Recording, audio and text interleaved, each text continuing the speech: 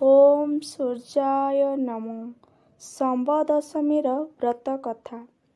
ଏକ ଦିନକରେ ଶୁକମୁନି ଶମ୍ବଦଶମୀ ବ୍ରତ କଥା ଶୌନକଙ୍କୁ ପଚାରିବାରୁ ଶୌନକ ମୁନି କହିଲେ, ଏ ଶୁକମୁନି, ଶମ୍ବର ଦଶମୀ ବ୍ରତ ବୋଲି ଏକ ପ୍ରସିଦ୍ଧ ବ୍ରତ ଅଛି।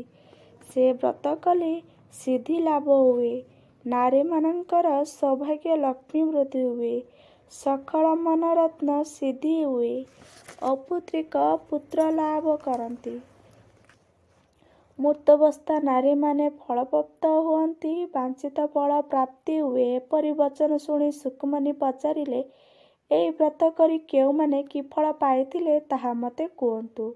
ଶୌନକ କହିଲେ, ଶୁଣିବା ହୁଅନ୍ତୁ। ଏକ ଦିନକର ମୁନିକୁଳ ମୁକୁଟରତ୍ନ ନାରଦ ମୁନିଦ୍ୱାରକୁ ଶୋଭାଗମନ କରି କୃଷ୍ଣଙ୍କୁ ରୁକ୍ମିଣୀ ନିକଟରେ ପ୍ରବେଶ ହେଲେ।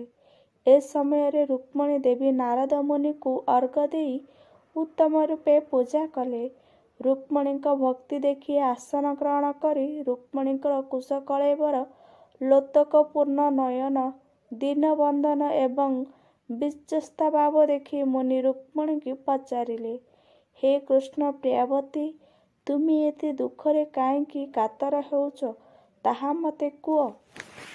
ନାରଦ ବଚନ ଶୁଣି ରୁକ୍ମିଣୀ କହିଲେ, ହେ ମୁନିବର, ମଦନଠାରୁ ଅଧିକ ସୁନ୍ଦର ମୋର କୁମାର ଜାତ ହେଲା।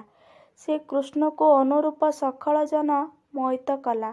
ସୂତିକା ଭବନରୁ ସେହି କୁମାରକୁ କୌଣସି ରାକ୍ଷସ ହରଣ କରିନେଲା। ସେ ହେତୁରୁ ଅତି ଦୀନ ଦୁଃଖିତା ହୋଇଅଛି। ଏହା ଶୁଣି ସୁରକୁଳ ପୂଜିତ ନାରଦ ମୁନିବର ତୁ ଭାବନା କରି କହିଲେ, ଏ ବିଦର୍ଭ ରାଜଜେମା ଶୁଣ। ଯେଉଁ କାମନାରେ ରବିଙ୍କର ପୂଜା କଲେ ସକଳ ଫଳ ହୁଏ, ତୁମେ ସେହି ରବି ନାରାୟଣଙ୍କର ଶମ୍ବର ଦଶମୀ ବ୍ରତ କର। ସ୍ୱତର ଦୁର୍ଲଭ ସୁତ ଅବଶ୍ୟ ଲାଭ ହେବ। ଏହା ଶୁଣି ରୁକ୍ମିଣୀ କହିଲେ, ଏ ମୁନିବର, ପୁତ୍ରପ୍ରଦ ବ୍ରତ ସନ୍ଦେହ ନ ରଖି କେଉଁ ଦେବତା ଅର୍ଚ୍ଚନା ନିୟମ ସେଥିରେ କି ଫଳ ଲାଭ ହୁଏ, ତାହା ମୋଠାରେ ଯେବେ ତୁମ୍ଭର ଅନୁଗ୍ରହ ଅଛି, ସେ କଥା ଉତ୍ତମ ରୂପେ କୁହନ୍ତୁ। ଏହା ଶୁଣି ନାରଦ କହିଲେ, ଅର୍କ କ୍ଷେତ୍ରରେ ଗୌତମ ନାମରେ ଏକ ବିପ୍ର ଥିଲେ। ତାଙ୍କର ପତ୍ନୀ ମହାରାଣୀ ପଦ୍ମମୁଖୀ। ସୁଧାକର ପରି ତାଙ୍କର 3ଟି ପୁତ୍ର ଜାତ ହୋଇ ନାଶ ହୋଇଗଲେ। ଅତିଶୟ ଦୁଃଖରେ ଭୀତମତୀ ହୋଇ ବିପ୍ରମଣୀ ଥାଏ। ସେଦିନ ତାର ପତିକୁ ପଚାରିଲେ, ଏ ନାଥ, ଏତେ ଦୁଃଖ ସହି ରହିବା ଅକାରଣ।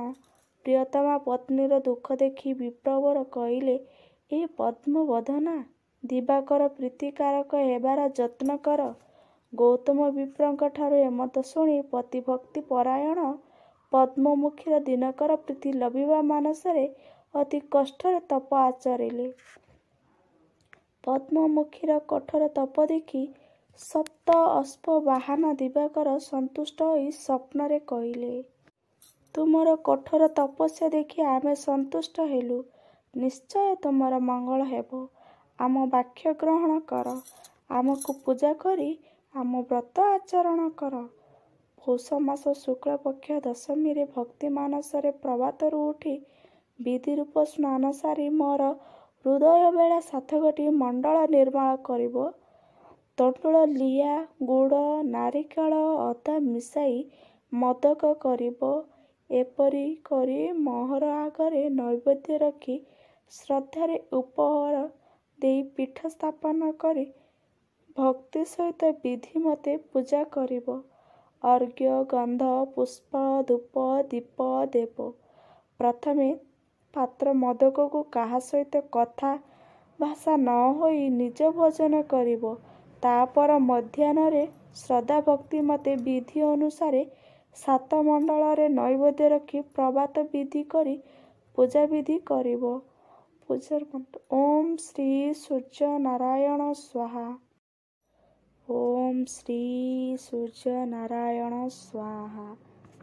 ଭକ୍ତି ମାନସରେ ଅର୍ଘ୍ୟ ଦେବ, ଆଳତି କରିବ, ନମସ୍କାର କରି ସ୍ତୁତି କରିବ। ଏ ଛାୟା ମଣ୍ଡଳରେ ରମଣ ଆପଣଙ୍କୁ ଅର୍ଘ୍ୟ ପ୍ରଦାନ କରୁଛି। ଗ୍ରହଣ କରନ୍ତୁ, ଆଳତି ଗ୍ରହଣ କରନ୍ତୁ, ଶ୍ରଦ୍ଧାଭକ୍ତିରେ ବ୍ରତ ଆଚରିବ। ହେ ଦେବାଦେବୀ, ଏହି ପ୍ରକାର ବ୍ରତ କଲେ ପୁତ୍ର ଜନ୍ମ ହେବ ଓ ଥିବା ପୁତ୍ରମାନେ ଅତି ସୁଖରେ ରହିବେ। ଏ ବ୍ରତ ବିଧାନ ଦିବାକର ଠାରୁ ସ୍ୱପ୍ନରେ ଶୁଣି ପଦ୍ମମୁଖୀ ବ୍ରତ କରି ପୁତ୍ର ସମ୍ପଦ ଲାଭ କଲେ। ଏହା ବିଦ୍ରବ ସୂତ ସେ ବ୍ରତସିଦ୍ଧି ବ୍ରତ ତୁମ ଆଚରଣ କର, ନିଶ୍ଚୟ ପୁତ୍ର ଲାଭ ଏବଂ ଅକାଳର ମୃତ୍ୟୁ ହେବ ନାହିଁ। ଏହା ରୁକ୍ମିଣୀଙ୍କୁ କହି ନାରଦ ମୁନି ମନଯାନରେ ବିଦାୟ କଲେ। ରୁକ୍ମିଣୀ ଏକାଗ୍ର ମାନସରେ ବିଧିମତୀ ବ୍ରତ କଲେ। ବିଜୟ ବୀରବର ପତ୍ନୀଙ୍କ ସମ୍ବର ଦୈତ୍ୟଙ୍କୁ ସମନପୁରକୁ ପ୍ରେରଣ କରି ବିମାନରେ ବସି ଶ୍ରୀକୃଷ୍ଣଙ୍କର ଅନ୍ତଃପୁରରେ ପ୍ରବେଶ ହେଲେ।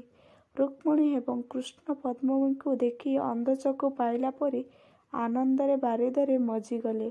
ପଦ୍ମୁର୍ଣ୍ଣ ସମ୍ବର ସୁରରେ ବିନାଶ କରି ଗୃହକୁ ଆଗମନ କଲାଦିନୁ ସ୍ତମ୍ଭର ଦଶମୀ ବ୍ରତ ଜଗତରେ ବିଖ୍ୟାତ ହେଲା। ଏକାଗ୍ର ଚିତ୍ତରେ ସଦାବନ ହୋଇ ବିଧି ଅନୁସାରେ ଏହି ବ୍ରତ କଲେ। ସୌଭାଗ୍ୟବତୀ ଏବଂ ପୁତ୍ରବତୀ ହୋଇ ନାରୀ ସୁଖ ଭୋଗ କରି ଆରୋଗ୍ୟ କାଳଯାପନ କଲେ। ସକଳ ସିଦ୍ଧି ଲାଭ ହୋଇଥିଲା। ଜୟ ଶ୍ରୀ ସୂର୍ଯ୍ୟନାରାୟଣ ଦେବତା। ଓମ୍ ଶ୍ରୀ ସୂର୍ଯ୍ୟନାରାୟଣ ସ୍ୱାହା। ଓମ୍ ଶ୍ରୀ ସୂର୍ଯ୍ୟନାରାୟଣ ସ୍ୱାହା। ଓମ୍ ଶ୍ରୀ ସୂର୍ଯ୍ୟନାରାୟଣ ସ୍ୱାହା। ଓମ୍ ଶ୍ରୀ ସୂର୍ଯ୍ୟନାରାୟଣ ସ୍ୱାହା। ଆଶା କରୁଛି ଆପଣମାନଙ୍କୁ ମୋର